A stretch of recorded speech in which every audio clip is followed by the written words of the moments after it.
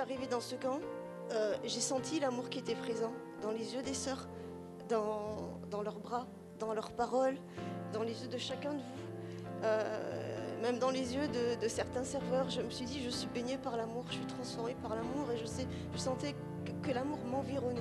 Et j'avais vraiment besoin de ça parce qu'en fait, au camp de transformation à Paris, il y avait une session très forte avec l'amour du Père, mais je m'étais dit, c'est comme, vous savez, vous passez dans une rue, vous sentez une bonne odeur, vous dites, ah, j'aurais vraiment voulu manger ça, mais vous avez l'odeur, vous n'avez pas le goût, vous ne mangez pas en fait.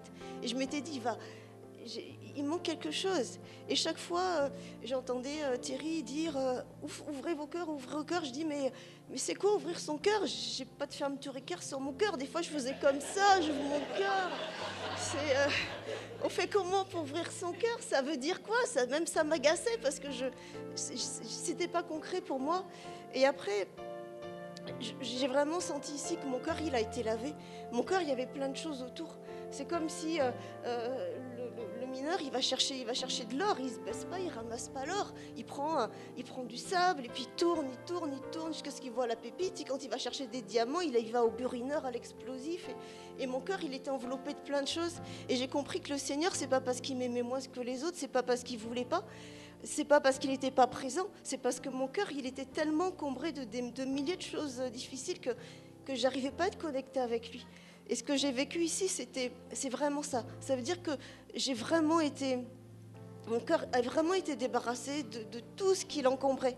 Et en plus de ça, ce qui était vraiment important pour moi, c'est que j'avais une attente pour être connectée avec le Seigneur. Et j'arrivais pas à être connectée avec le Seigneur.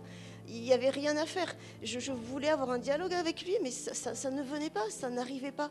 Et en fait, je me suis aperçue que c'est parce que mon cœur, il était trop encombré. Le Seigneur, il était là, il m'attendait, il voulait me parler, mais mon cœur était tellement encombré que c'était pas possible.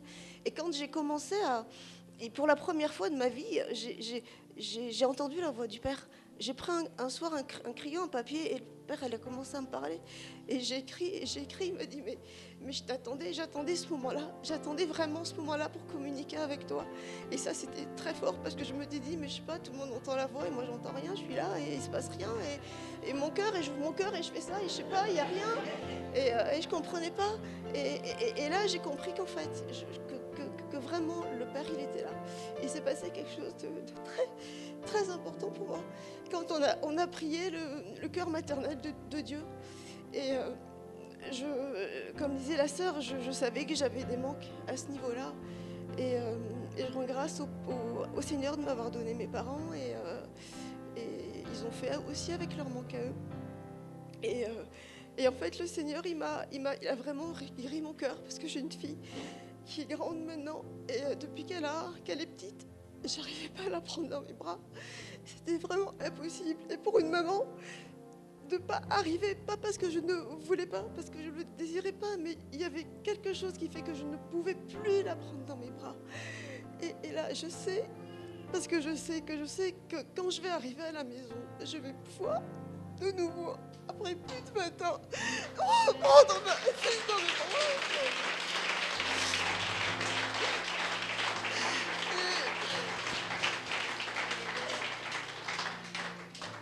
Ça a été une telle souffrance quand je disais au Seigneur chaque fois, mais depuis tant de temps, je prie, depuis tant de temps, on prie pour moi, mais qu'est-ce qui se passe? En fait, oui, j'avais des soucis, problèmes de dépenses, patati patala, et j'étais toujours dans le combat, j'étais comme un petit guerrier, je me levais le matin, des prières, je rentrais dans le bus des prières, tout le temps des prières, j'étais dans le combat, et je voyais pas l'amour du Seigneur.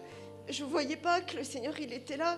Je me reposais pas dans l'amour du Seigneur parce que j'étais comme ça, tout le temps, comme un guerrier au milieu de l'assaut. Et je voyais rien. Et le Seigneur m'a dit, mais repose-toi en moi. Mais je suis là, je suis ton papa. De quoi tu crains? Pourquoi tu as peur? Je suis ton papa. Pourquoi tu vas être avec une arme, ton talon, toute la journée comme si tout le monde allait vers toi? Repose-toi en moi. Repose-toi en moi. Et j'avais besoin de ce temps-là parce que j'étais dans la peur, j'étais dans la crainte, je voyais, il y avait des ennemis partout, c'est sûr. J'étais attaquée, j'ai vécu des choses terribles et je rends grâce à Dieu parce que, avec tous les enseignements que j'ai reçus, j'ai mis la volonté. L'amour était, comment dire, j'ai décidé d'aimer. Avec ma fille, c'est passé des choses complètement folles. Elle a même levé un couteau sur moi parce qu'on était dans des temps très compliqués. Et j'avais décidé de l'aimer, quel que soit ce qu'elle allait faire, quelles que soient les paroles. Et c'est vrai que j'étais tellement crispée dans le combat, que je ne m'abandonnais pas, que je ne voyais pas que j'avais un père qui était un vrai papa. Votre papa, il ne vous laisse pas comme ça aller vous faire bouffer par les lions. Non, il vous enveloppe de son amour, il vous garde et il vous sert.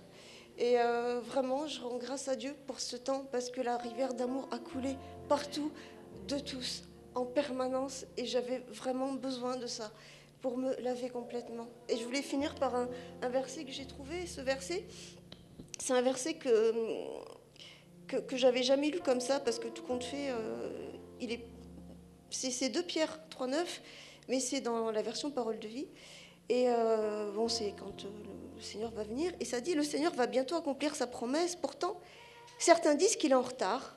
En fait, il est patient avec vous. Et il ne veut pas que certains meurent pour toujours, mais il veut que tous arrivent à changer leur vie. Ce qui s'est passé pour elle, c'est qu'il y a une guérison du cœur qui s'est produite. Et elle a été guérie de ce qu'on appelle un cœur d'orphelin. Parce que quand on est orphelin, on croit qu'on n'a personne qui nous défend. Et il faut se défendre soi-même, il faut se battre soi-même. Mais quand notre cœur commence à rentrer dans le repos et sait qu'il est aimé, il va rentrer dans un repos où il sait que quoi qu'il arrive, si Dieu est pour moi, qui peut être contre moi? Et c'est ce qu'elle a vécu, l'amour du Père, l'amour de Dieu a guéri son cœur et elle est rentrée dans un repos et elle sait qu'elle n'a pas besoin de toujours se battre, mais que son Père combat pour elle.